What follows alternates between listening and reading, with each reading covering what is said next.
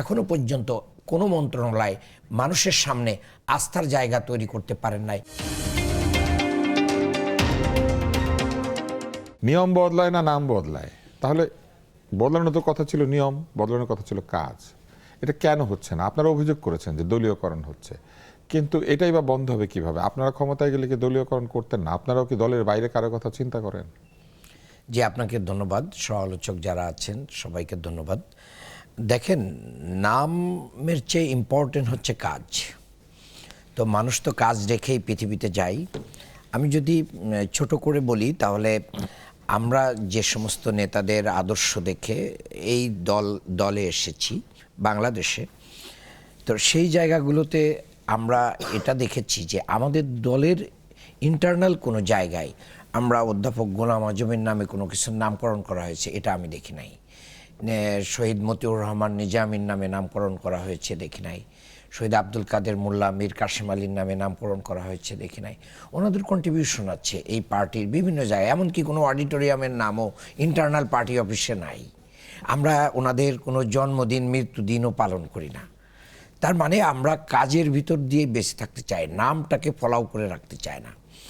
বাংলাদেশে দেখেন অনেক মানুষের হৃদয়ে অবস্থান করেছিলেন স্বাধীনতার সময় শেখ মুজিবুর রহমান। তিনি এসে যেভাবে মানে জনগণ দ্বারা ভালোবাসায় সিক্ত হয়েছিলেন, অল্প কিছুদিনের ভিতরেই কিন্তু বাকশাল কায়েম করে উনি ওনার সমস্ত নাম যশ খ্যাতিকে কী করে দিয়েছিলেন। ঠিক একইভাবে 21 বছর পরে ক্ষমতায় এসে ওনার কন্যা প্রথমবারের মতন চেষ্টা করেছিলেন, তখন নাম নিয়ে লড়াই করেন নাই, কিন্তু সেকেন্ড টার্ম যখন এসে একটানা 15 বছর 16 বছর ক্ষমতায় থাকলেন, এই সময় বাংলাদেশের সমস্ত জায়গায় মানে উনি আর ওনার পরিবারের নামে ভরে গিয়েছিল।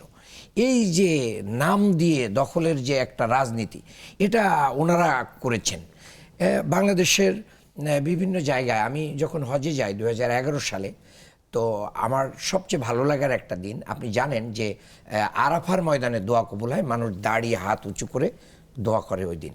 সূর্য যখন মাথার উপরে যায় ঠিক সেখান থেকে শুরু হয়, সূর্য অস্ত পর্যন্ত দোয়া কবুল হয়। এই যে প্রচণ্ড মরুভূমির ভিতরে মাঠের ভিতরে মানুষ দাঁড়িয়ে থাকে, ওই জায়গায় কোনো গাছ হয় না। বাংলাদেশের একজন প্রেসিডেন্ট, শহীদ প্রেসিডেন্ট জিয়াউর রহমান, উনি যখন গিয়েছিলেন তখন উনি ওই জায়গায় গাছ লাগানোর প্ল্যান করেন এবং বাংলাদেশ থেকে নিম গাছ উনি নিয়ে ওখানে লাগান এবং সৌদি আরবের লোকেরা এটাকে জিয়া ট্রি বলে। দেখেন, উনি একজন মানুষ, ক্ষুদ্র একটা দেশ বাংলাদেশ, এখান থেকে নিয়ে ওনার পরিকল্পনা ওখানে বাস্তবায়ন করেছেন। সৌদি আরবের প্রতিটা মানুষ আমার কাছে মনে হয়েছে ওনাকে একটা আলাদা সম্মান মর্যাদা দিয়ে রাখে, কিন্তু তো উনি নামকামের জন্য এটা করেন নাই, মানবতার কল্যাণের জন্য করেছেন। ওখানে ওনার নামে কিন্তু কোনো চত্বর বা কোনো কিছু নাই, বাট ওনার নাম কিন্তু মানুষ স্মরণ করে। এই সরকার এসে কি করলো, জিয়া আন্তর্জাতিক বিমানবন্দর সারা পৃথিবীর বিমানবন্দরের ভিতরে ছিল, মুছে দিলেন।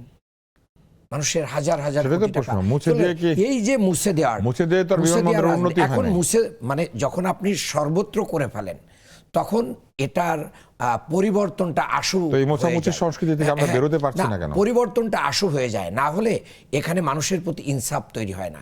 সেই পরিবর্তনের পরে আবার ধন্যবাদ পাওয়ার উপযুক্ত এই সরকার এসে কিন্তু এই শহীদ প্রেসিডেন্ট জিয়াউর রহমানের নামে এই বিমানবন্দরের নাম করে নাই। কোনো স্কুল কলেজ মাদ্রাসায় অফিসে প্রধানমন্ত্রী বা প্রেসিডেন্টের ছবিকে বাধ্যতামূলক করে নাই।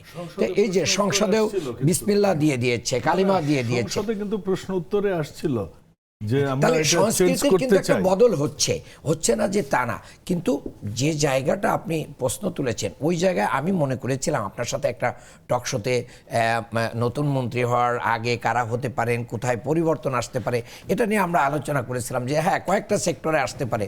তো আপনি স্বাস্থ্য খাত নিয়ে কথা বলেছিলেন যে আমিও মনে করেছিলাম যে মনে হয় হবে, কিন্তু কই, আমরা তো দেখলাম কারোর পরিবর্তন হলো না, আরও কিছু লোকের প্রমোশন হলো, এক মন্ত্রণালয়ে 2 জন প্রতিমন্ত্রী হলো, তো আবার একজনের শুধুমাত্র পদত্যাগ করেছেন এবং সেখানে রাজনৈতিক উপদেষ্টা হিসেবে নিয়োগ পেয়েছেন তথ্য মন্ত্রণালয়।